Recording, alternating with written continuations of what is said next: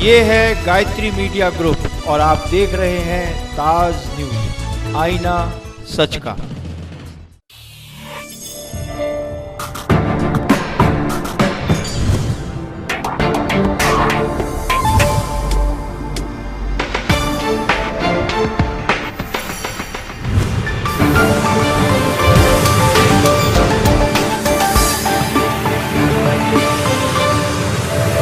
नमस्कार, ताज न्यूज के इस बुलेटिन में आप सभी का स्वागत है। मैं हूं आशिया खान। खबरों की शुरुआत करते हैं सुर्खियों के साथ। ओलावृष्टि से बर्बाद फसलों का किसानों को मिला मुआवजा। प्रदेश सरकार के दूत संजीव मित्तल ने चेक किए प्रदान।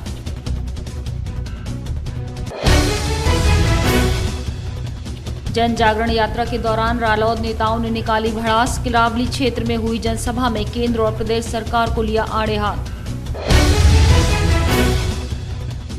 मऊ के डेयरी व्यापारी की हत्या के विरोध में स्थानीय दुकानदार बैठे धरने पर। रालोद ने दिया समर्थन। पुलिस पर लगाए शिथिलता के आरोप।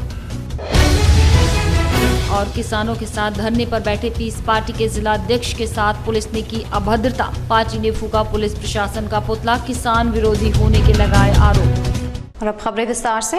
प्रदेश सरकार की ओर से आधा दर्जन गांवों को मिला ओलावृष्टि से बर्बाद फसलों का मुआवजा, जिन्हें प्रमुख सचिव संजीव मित्तल ने चेक प्रदान किए। इस मौके पर उन्होंने कई ग्राम सभाओं का निरीक्षण भी किया, जहां के विकास कार्यों पर प्रशासनिक अधिकारियों से जानकारी मांगी और कमियों को दूर करने के निर्देश दिए।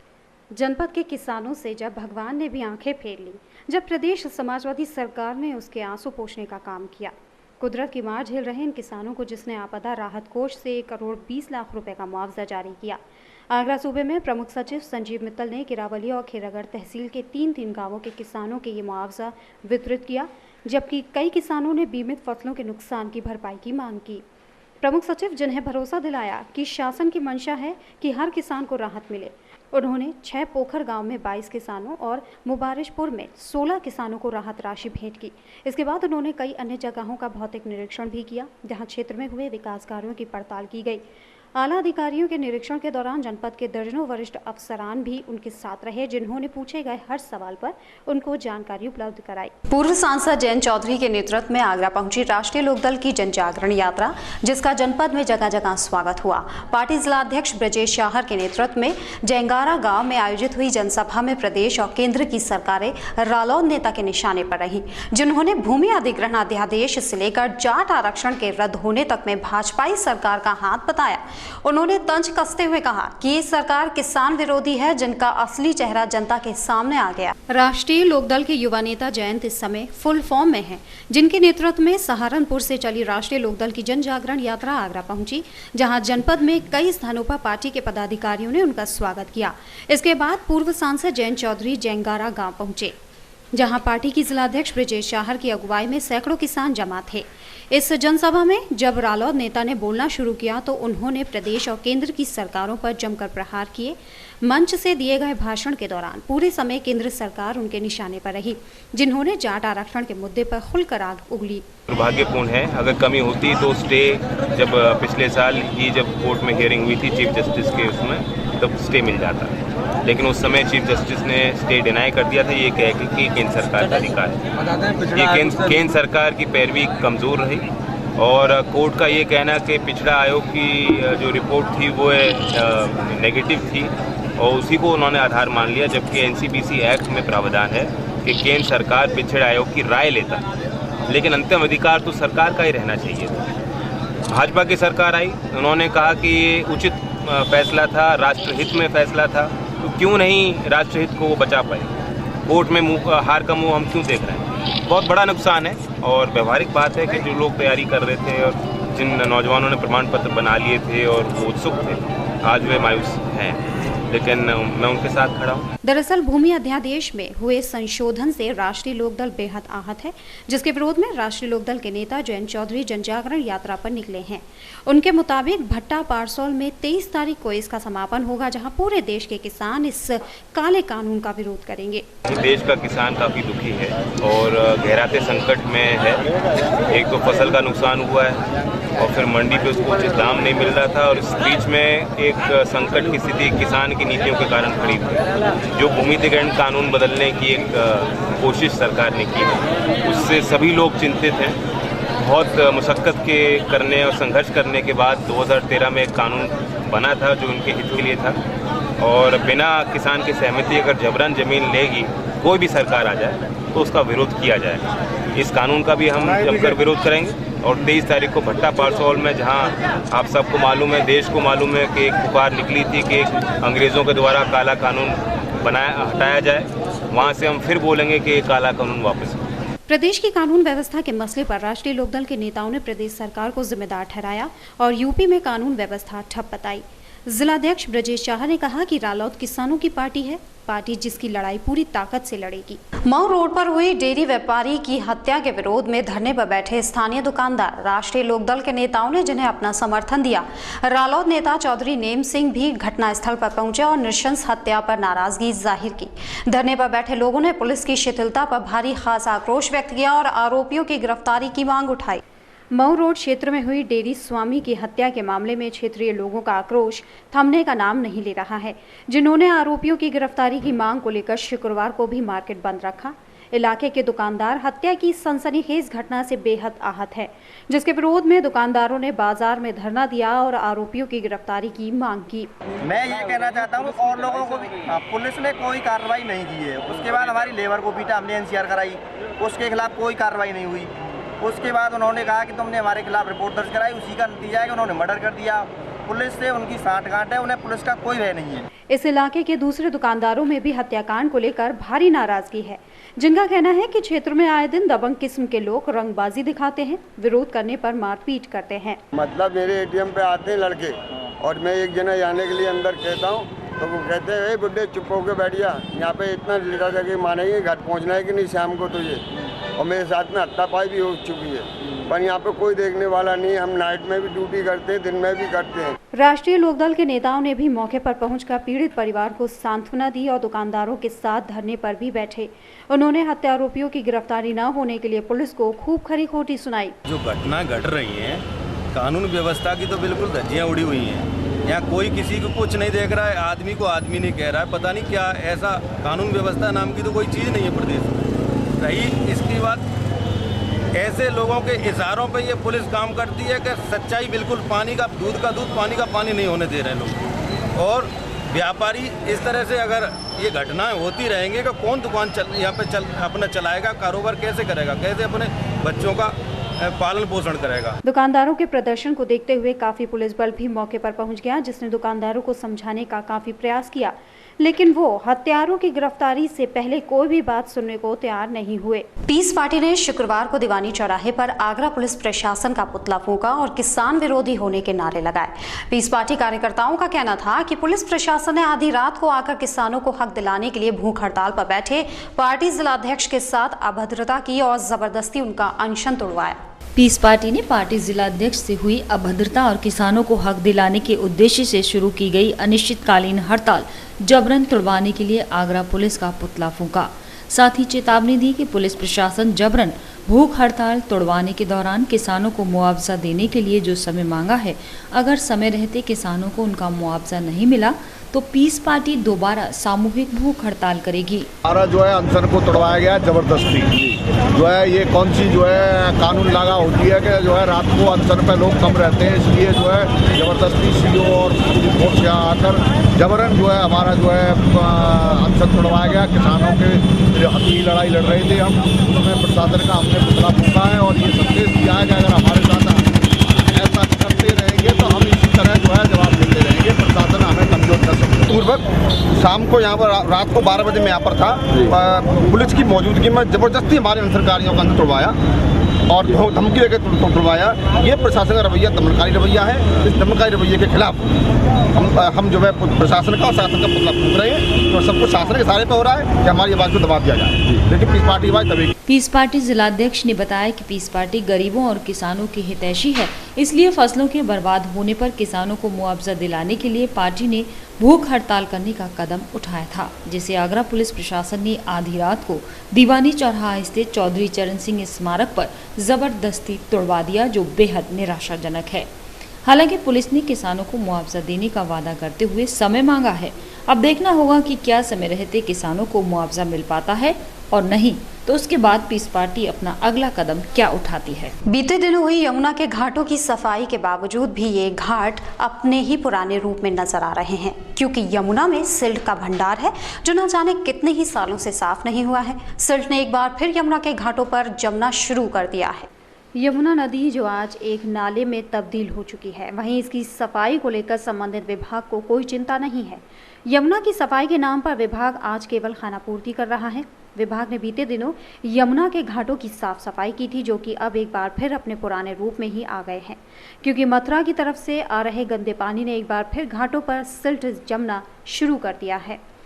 अब जब ताज का दीदार करने आए सैलानी उस नदी को देखेंगे जिस नदी को हम अपनी माँ का दर्जा देते हैं, तो इससे उनकी नज़र में हमारी संस्कृति, हमारे आदर्श और हमारी अव्यवस्था की क्या छाप पड़ेगी। शायद हिंदुस्तान विश्व में अपनी संस्कृति के लिए ही जाना जाता है। ऐसे में यदि हमारी माँ के समान नदी के ऐसे हाल होंगे तो ये क्या छाप देश विदेश से आए सैलानियों के दिलों पर पड़ेगी। यदि विभाग यमुना की साफ सफाई को लेकर पहले से ही जिम्मेदार रहता तो शायद आज यमुना की ये दुर्दशा नहीं होती। हाल ही में यमुना पार जल निगम के पानी को लेकर क्षेत्रीय लोगों में आक्रोश देखा गया है, क्योंकि पीने का पानी नाली के पानी के समान आ रहा है। क्या हमारे देश के जिम्मेदार अधिकारी केवल दिखावे में ही विश्वास रखते हैं? यह अपने आप में एक बड़ा सवाल है। बहरहाल अब देखना ये होगा कि विभाग यमुना की साफ सफाई को लेकर कितना सजग महसूस करता है। ताजमहल जिसके दीदार के लिए न जाने हर दिन कितनी ही तादाद में सैलानी आगरा आते हैं, वहीं इसकी खूबसूरती को अपने कैमरों में कैद कर ले जाते हैं, लेकिन टोरेंट की लापरवाही के आगे आज इस खूबसूरत स्मारक की खूबसूरती में दाग लग रहा है, जिस पर शायद विभाग की कभी नजर गई नहीं। तो आइए देखते हैं आखिर ऐसा क्या है जो ताज की खूबसूरती में दाग लगाने का काम कर रहा है। ये नज़ारा है ताजमहल के मुख्य प्रवेश द्वार यानी पूर्वी गेट का, जहाँ से हर आमो खास ताज के दीदार के लिए प्रवेश करता है, फिर चाहे वो कोई आम पर्यटक हो या विश्व की कोई हस्ती। सबको इस मुख्य प्रवेश द्वार से ही प्रवेश करना पड़ता है। पर ज़रा गौर से देखिए इन बिजली के तारों को, जो कि ताज के मुख्य प्रवेश द्वार के ऊपर लटक रहे हैं। इन तारों का जाल किसी मकड़ी के जाल से कम नहीं मालूम पड़ता। इस नज़ारे को देखकर एक पुरानी कहावत ज़रूर याद आ जाती है कि मखमल की चादर पर टाट का पेवन। ये बिजली के अधनंगे तार ताज की खूबसूरती में दाग तो लगा ही रहे हैं, साथ ही इन तारों की ऊंचाई इतनी कम है कि कभी भी कोई अप्रिय घटना हो सकती है। लाख शिकायतों के बाद भी टोरेंट पावर ने इन तारों को दुरुस्त कराने की जहमत तक नहीं उठाई है। देखा जाए तो आज मोहब्बत की निशानी ताज का दीदार किसी जंग से कम नहीं, क्योंकि जंग में भी जान का खतरा बना रहता है, तो ताज के दीदार में भी इन तारों की वजह से जान का खतरा बना रहता है, क्योंकि पता नहीं कब कौन सा तार टूटकर किसी पर्यटक के ऊपर गिर जाए। वहीं अब देखने वाली बात यह है कि संबंधित विभाग इस मामले में कब तक और क्या कार्रवाई करता है।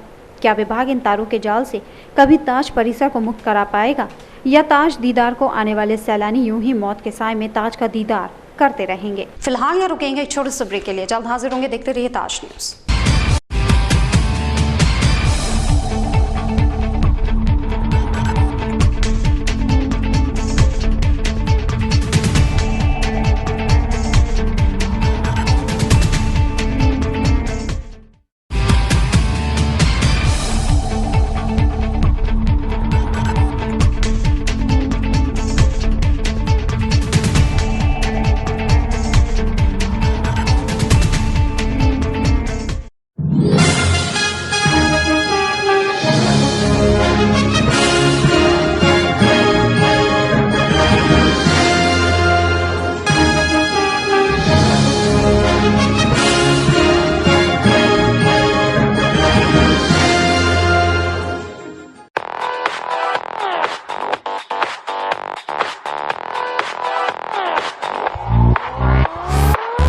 Shri Balaji jewellers, gold, silver और डायमंड ज्वेलरी मिलने का विश्वसनीय स्थान। हमारे यहाँ आपको gold, hallmark certificate gold jewellery नए कलेक्शन के साथ उपलब्ध मिलेगी।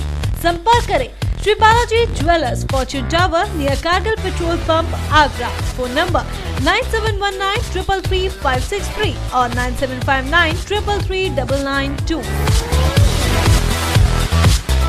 श्री बालाजी ज्वेलरी, दुल्हन की jewellery, AD jewellery, artificial bangles, chain व सभी प्रकार के सेट्स यहाँ पर उपलब्ध है, तो तुरंत संपर्क करें। 21 सुपर बाजार, कारगिल पेट्रोल पंप के पीछे, आगरा। फोन नंबर 9358464218 और 88659 111110.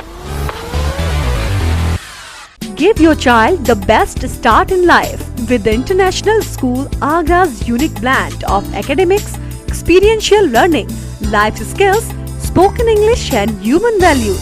The school is professionally managed by Bangalore-based Stratagem EduServe, India's leading education partner, and also offers America's leading sports program from Kuhu Sports.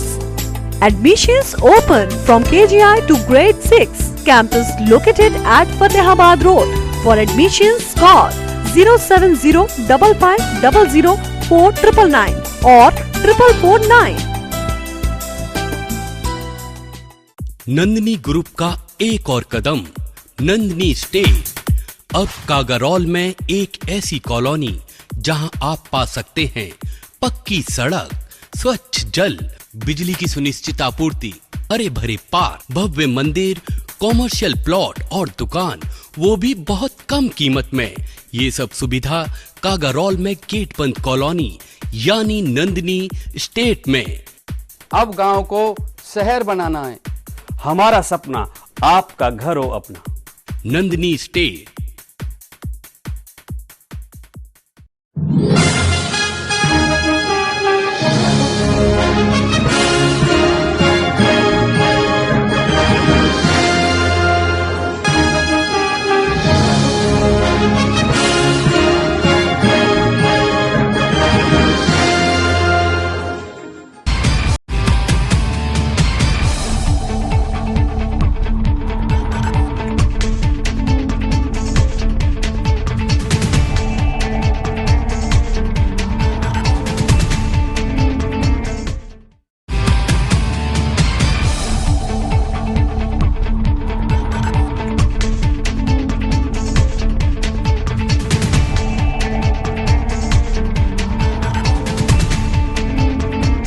Break के बाद स्वागत है। देखते हैं अगली खबर। अखिल भारतीय लोधी राजपूत महासभा आगरा के तत्वावधान में 20 मार्च को वीरांगना महारानी अवंतीबाई लोधी का बलिदान दिवस मनाया गया। इस अवसर पर लोधी राजपूत समाज के बुद्धिजीवियों ने कमिश्नरी रोड से झांकियों के रूप में शोभा यात्रा निकाली, जिनका समापन प्रतापपुरा चौराहे पर अवंतीबाई की प्रतिमा पर माल्यार्पण कर किया गया। अखिल भारतीय लोधी महासभा के तत्वावधान में लोधी राजपूत समाज की तमाम शाखाओं ने मिलकर वीरांगना महारानी अवंतीबाई का बलिदान दिवस मनाया। महासभा के बैनर तले इस मौके पर कई झांकियों के साथ विशाल शोभा यात्रा निकाली गई, जिसका प्रतापपुरे चौराहे पर जाकर समापन हुआ, जहां अखिल भारतीय लोधी महासभा पदाधिकारियों ने चौराहे पर लगी प्रतिमा को माल्यार्पण किया। महारानी वीरांगना अवंतीबाई का 157वां बलिदान दिवस मना रहे हैं। आज ये शोभा यात्रा, इसमें इतनी झांकियां, 5 बैंड, वो हजारों की समाज की संख्या है। अवंतीबाई का आज बलिदान दिवस है, पूरे देश में मनाया जाता है। रामगढ़ की रानी थी, उन्होंने अंग्रेजों से वो लड़ाई लड़ी, अंग्रेजों के छक्के छुड़ा दिए। वीरांगना अवंतीबाई के बलिदान दिवस पर निकाली गई शोभा यात्रा का शुभारंभ कमिश्नरी चौराहे से किया गया, जिसमें लोधी राजपूत समाज के बुद्धिजीवियों ने बढ़ चढ़ कर भाग लिया। महिलाएं भी इस शोभा यात्रा का हिस्सा बनी। शोभा यात्रा के दौरान रास्तों पर पड़ने वाली सभी महापुरुषों की प्रतिमाओं पर पुष्पों की वर्षा की गई, जो अपने आप में देश पर अपनी जान कुर्बान करने वालों के लिए एक बड़ा सम्मान था। गुरुवार को कांग्रेस जिला कमेटी ने रकाबगंज थाना प्रभारी के खिलाफ एसएसपी को एक ज्ञापन सौंपा और तत्काल थाना रकाबगंज इंस्पेक्टर के खिलाफ कार्रवाई करने की मांग की। कांग्रेसियों की माने तो थाना रकाबगंज कांग्रेस नेता को अनाधिकृत रूप से परेशान कर रहे हैं और बिना किसी अपराध के कांग्रेस नेता के खिलाफ कानूनी कार्रवाई कर रहे हैं। शहर में बिगड़ती कानून व्यवस्था और कांग्रेस कार्यकर्ताओं के उत्पीड़न के लिए थाना रकाबगंज इंस्पेक्टर के निलंबन की मांग करते हुए जिला कांग्रेस कमेटी ने गुरुवार को एसएसपी को एक ज्ञापन सौंपा। कांग्रेसियों की माने तो थाना रकाबगंज इंस्पेक्टर कांग्रेस कार्यकर्ता रमजान अब्बासी का उत्पीड़न कर रहे हैं, जिसके चलते कांग्रेस कार्यकर्ता दिमागी रूप से परेशान हो रहा है, साथ ही उसका परिवार भी इसकी सजा भुगत रहा है। और हमारे जो कार्यकर्ता के साथ उनका नाम है रमजान अब्बास से, और पुलिस बड़ी भारी परेशान कर रही है। बालूगंज पेट्रोल पंप के सामने उसका होटल है, झूठे आरोपों में बता रही है, मारने की धमकी दे रही है। कांग्रेस के वरिष्ठ कार्यकर्ता हैं रमजान अब्बास है, सुनता है कि होटल है, उस होटल में कोई छोटा मोटा विवाद हो गया होगा, होते रहते हैं जी, मगर पुलिस उस विवाद को लेकर वो काफ़ी परेशान कर रही है, काफ़ी उत्पीड़न कर रही है। जिला कांग्रेस कमेटी ने एसएसपी को ज्ञापन देते हुए मांग की है कि थाना रकाबगंज को तत्काल प्रभाव से हटाया जाए, साथ ही निर्दोष कांग्रेस नेता के ऊपर लगे सारे झूठे मुकदमे वापस लिए जाएं और इंस्पेक्टर रकाबगंज के खिलाफ कानूनी कार्रवाई की जाए, जिससे कांग्रेसी नेता को इंसाफ मिले और जनता में पुलिस की बिगड़ती तस्वीर को सुधारा जा सके। हिंदू युवा वाहिनी ने शुक्रवार को वीरांगना अवंतीबाई लोधी के 157वें बलिदान दिवस के अवसर पर प्रतापपुरा स्थित उनकी प्रतिमा पर भावभीनी श्रद्धांजलि दी। इस अवसर पर बड़ी संख्या में हिंदू वाहिनी के पदाधिकारी मौजूद रहे। वीरांगना अवंतीबाई लोधी के 157वें बलिदान दिवस के अवसर पर हिंदू युवा वाहिनी की जिला इकाई द्वारा प्रतापपुरा चौराहा पर स्थापित अवंतीबाई लोधी की प्रतिमा पर माल्यार्पण कर भावभीनी श्रद्धांजलि दी गई। इस मौके पर जिला इकाई के सभी पदाधिकारी मौजूद रहे। आज हिंदू युवा वाहिनी आगरा ने वीरांगना अवंतीबाई लोधी जी जो बहुत ही बड़ी क्रांतिकारी रही हैं, इन्होंने अंग्रेजों से युद्ध लड़ा। 1857 में क्रांति शुरू की। 1858 9 अप्रैल को वीरगति को प्राप्त हुई। ऐसी महान विभूति के लिए हम आत्म शांति के लिए आज उन्हें बलिदान दिवस मना रहे हैं। आज हमने हिंदू युवा वाहिनी जिला आगरा ने वीरांगना अवंतीबाई लोधी जी का बलिदान दिवस मनाया है। इन्होंने राष्ट्र के लिए अपने प्राण अर्पित किए थे और आज हमने संकल्प लिया है कि अगर ऐसी कोई दिक्कत आई तो हम भी हिंदू युवा वाहिनी के कार्यकर्ता पीछे नहीं हटेंगे, राष्ट्र के लिए प्राण त्याग देंगे अपने। इस मौके पर कार्यकर्ताओं ने अवंतीबाई के बलिदान दिवस को एक अहम दिन बताते हुए उनके पद चिन्हों पर चलने का संकल्प लिया। 21 मार्च को पूरा सिंधी समाज पहली बार एक मंच पर दिखाई देगा और मौका होगा सिंधी समाज के आराध्य भगवान झूलेलाल जयंती का, जिसे पहली बार एक साथ मनाया जा रहा है। इस जयंती में सभी लोगों को शामिल करने के लिए मेला कमेटी ने आगरा के बाजारों में जनसंपर्क। 21 मार्च यानी शनिवार को झूलेलाल जयंती है। आगरा में पहली बार इस जयंती को सिंधी समाज एक साथ मनाएगा और अपने समाज की एकता का प्रदर्शन भी करेगा। इसके लिए सेंट्रल सिंधी पंचायत के पदाधिकारियों ने मेले में ज्यादा से ज्यादा संख्या में शामिल होने के लिए शहर के बाजारों में जनसंपर्क किया। के साथ ये बता रहा हूँ कि आज हम जनसंपर्क के लिए निकले हुए हैं। कल हमारा झूलेलाल जी का मेला है और पूरे समाज में, पूरे बाजार में बड़ा उत्साह का माहौल है और ये उत्साह के माहौल को हम आगे बढ़ाना चाहते हैं। जय झूलेलाल। शहरवासियों को झूलेलाल की लख लख बधाइयाँ। आज हम जनसंपर्क में निकले हैं। कल के मेले के लिए हम आमंत्रण देने पूरे शहर में भाई बहनों में बड़ा उत्साह है। लोगों को किस तरह से जागरूक कर रहे हैं, मतलब लोगों को हम बता रहे हैं कि अपनी अपनी दुकानों की डमियां हटा के या कुर्सियां रखा के पूरे समाज की माँ बहनें जो अपने घरों की हैं वो बाजार में ला के उनको मेला दिखाए, भगवान झूलेलाल जी का आशीर्वाद प्राप्त कराए। लोगों में बड़ा उत्साह, बड़ा समर्थन मिल रहा है जी। मेला कमेटी की ओर से बाजारों में जनसंपर्क किया जा रहा है। हैंडबिल बांटकर लोगों में जानकारी दी जा रही है कि मेले की किस तरह से हमारी व्यवस्था है, वो क्या कार्यक्रम है। हमने लोगों से आग्रह किया है कि अपने परिवार को यहाँ बिठा के हमारी संस्कृति, जो हमारी समाज की संस्कृति है, उसकी हम जानकारी दे सके। लोगों ने खुशी का माहौल है। झूलेलाल जयंती आप देख रहे हैं जो सालों साल निकली आ रही है, 60 साल से, जो अलग अलग पंचायतों से निकलती है। इस तरह के इस बार क्या नया है? इस बार ये नया है कि पूरी झूलेलाल जयंती एक होकर निकल रही है। आगरा के जो 1.5 लाख सिंधी है वो सब एक ही छत के नीचे आ गए हैं और झूलेलाल जयंती ताज प्रेस कॉम्प्लेक्स से निकल के और सिंधी बाजार होते हुए फुहारा किनारे बाजार, जमुना किनारे पर जा सकते हैं। भगवान झूलेलाल जयंती पर सिंधी समाज शहर में कई जगह अलग अलग कार्यक्रम किया करता था, लेकिन इस बार ये आयोजन एक साथ मिलकर किया जा रहा है। इस बार ताज प्रेस क्लब से भगवान झूलेलाल की तमाम झांकियां निकाली जाएंगी, जो शहर के प्रमुख बाजारों से होती हुई भ्रमण करेंगी। नए वर्ष के स्वागत को लेकर राष्ट्रीय सेविका समिति द्वारा हिंदू वर्ष नव संवत्सर मेले का आयोजन जयपुर हाउस में किया गया। मेले में कई जरूरत की चीजों के स्टॉल लगाए गए और कई तरह की प्रतियोगिताएं भी रखी गईं। वहीं मेले में महिलाओं के साथ साथ बच्चों ने भी खूब मस्ती की। राष्ट्रीय सेविका समिति ने अपना 29वां नव संवत्सर मेले का आयोजन जयपुर हाउस स्थित रामलीला पार्क में किया। मेले में महिलाओं ने बढ़ चढ़ कर हिस्सा लिया। वहीं महिलाओं द्वारा मेले में कई तरह की प्रतियोगिताएं रखी गईं, जिसमें खाने के तरह तरह के व्यंजन बनाए गए और मेहंदी की भी प्रतियोगिता प्रमुख रही। बच्चों द्वारा भी कई खेल आयोजित किए गए। मेले में घर के जरूरत की चीज़ों के स्टॉल भी लगाए गए, जिसमें लोगों ने खूब खरीदारी की। समिति के पदाधिकारियों ने नए वर्ष का स्वागत भारतीय परंपराओं के अनुसार करने की बात कही। नव संवत्सर का मेला लगाया जाता है। इसमें सभी राष्ट्र सेविकाएं जो हैं सेविका वो बहुत ही जोर शोर से जो है इसमें बढ़ चढ़ कर हिस्सा लेते हैं। बच्चों को कंपटीशन कराए जाते हैं, मेहंदी प्रतियोगिता, ड्राइंग प्रतियोगिता, व्यंजन प्रतियोगिता और बाधा दौड़, लंबी दौड़, ये सभी तरह की प्रतियोगिताएं कराई जाती हैं। यहाँ काफ़ी स्टॉल्स लगाई जाती हैं जिसमें सभी लोग आमंत्रित हैं और वो इसमें आके उत्साहित होते हैं और उसमें जो भी खरीदना चाहे वो खरीदते हैं। उपलक्ष्य में मनाया जाता है जो हमारी भारतीय संस्कृति के अनुसार जो नव संवत्सर तिथि चलती है उसके उपलक्ष्य में हम लोग मनाते हैं। जो आज की हमारी युवा पीढ़ी है उसको भूलती चली जा रही है। उस जो एक प्राचीन कार्य है जो हमारे ऋषि मुनि पुराने जितने भी लोग हैं उसको मना रहे थे, आज हम उसको जीवित करे हुए हैं और ये बहुत ही हर्ष का विषय है कि हमारा 29वां मेला है।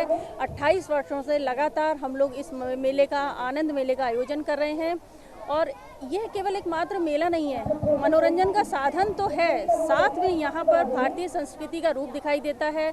यहाँ पर हर धर्म, जाति और संप्रदाय के लोग आते हैं और अपने अपने अनुसार यहाँ पे कार्य होते हैं और सबको आनंद का अनुभव होता है। वहीं समिति के पदाधिकारियों का कहना था कि आज की युवा पीढ़ी समय के साथ साथ हमारी संस्कृति को भूलती जा रही है। उन्हें ऐसे कार्यक्रमों से उनमें अपनी संस्कृति के प्रति रुचि बढ़ेगी, साथ ही उनमें एक दूसरे से मिलने जुलने का अवसर भी मिलेगा। आज न्यूज़ के इस बुलेटिन में फिलहाल इतना ही। अगले बुलेटिन में आपसे फिर मुलाकात होगी। दीजिए इजाजत, नमस्कार।